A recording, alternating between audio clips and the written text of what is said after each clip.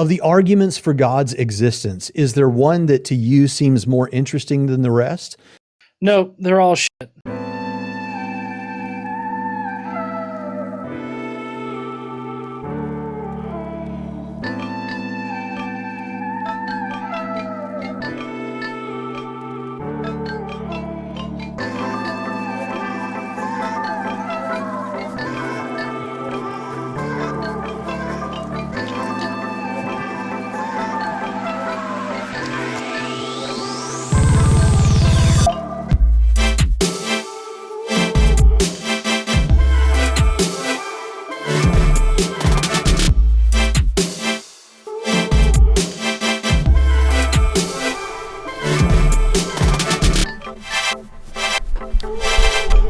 How is it that bombastic, over-the-top, mockery-ridden atheist comments never really cause me any doubt? I mean, in one sense, it's really not surprising when Christians tell me they experience doubt after reading the atheist comments under a YouTube video. When you hear messages like, you just believe in your sky daddy, it's like Santa Claus, there's no evidence, there's more evidence for Santa Claus, you should be like us, I believe in science. When you hear that every day, either from the atheists on the YouTube videos or from the atheist commenters on a Christian video, it can mount up. But the Christians who've told me that they experience doubt because of stuff like this say that it's not really because of intellectual arguments. It's more because of the rhetoric, the mockery that they see. There's nothing there that really should destabilize them. It's just OCD. What if we're wrong? But it hit me, I was thinking about it. Why don't I have this problem? I mean, honestly, I am completely impervious to this kind of doubt. When did that happen? How did it happen? Why? And after thinking about it for a while, I figured it out. And I think the answer could help some of you.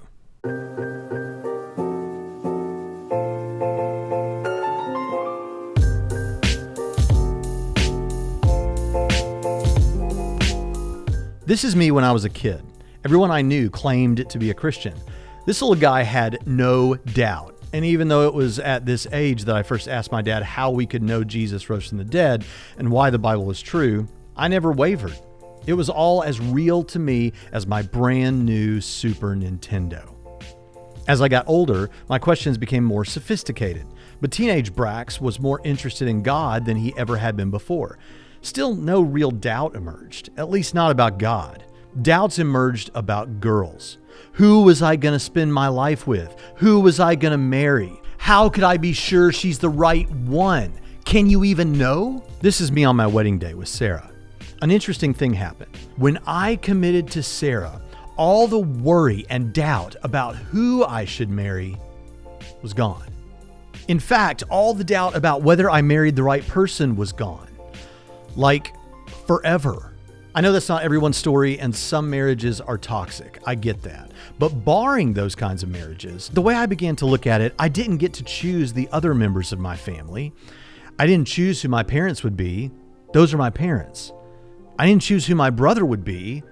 That's my brother. And now that I've chosen a wife, I don't get to choose who my wife will be. That's my wife. The question of leaving her doesn't even come into it. And so all the doubts dissolve. The matter is settled. I did experience doubt about the truth of Christianity. And in fact, it happened while I was preaching the gospel pretty regularly. Though I've always recognized the notion that some God doesn't exist as absurd. Like truly absurd. The doubts I had weren't extreme, but they were there. After about 15 years of looking at the arguments and evidences and considering my own experiences, I realized that the only thing really fueling my doubt was OCD. And that makes sense. This is serious business. What if I'm wrong?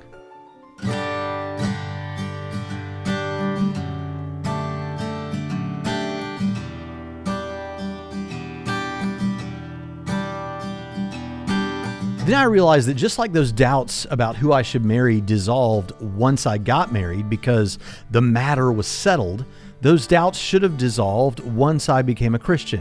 the matter was settled. And that's because commitment is the key. The kind of commitment that caused me to say, I didn't get to choose my family, so there's no sense in wondering whether I've got the right brother. And I already chose my wife, so there's no sense wondering whether I've got the right wife. It's done. It's settled. Move on. After I had considered the evidence for so long and recognized that it was only OCD that was causing my doubt, it was time to commit. Again. From there, it was settled. It was done. Move on. And it doesn't mean that you can't consider objections seriously from other worldviews, just like you might take seriously objections from someone that you married the right wife. But in both cases, you remember who you are and to what you've made your commitment. That's it. I know it sounds simple, but when emotional doubts arise, just remind yourself, I dealt with this. It's settled. It's done. That's why atheism doesn't make me doubt. And I'll be talking about it till I'm old and gray.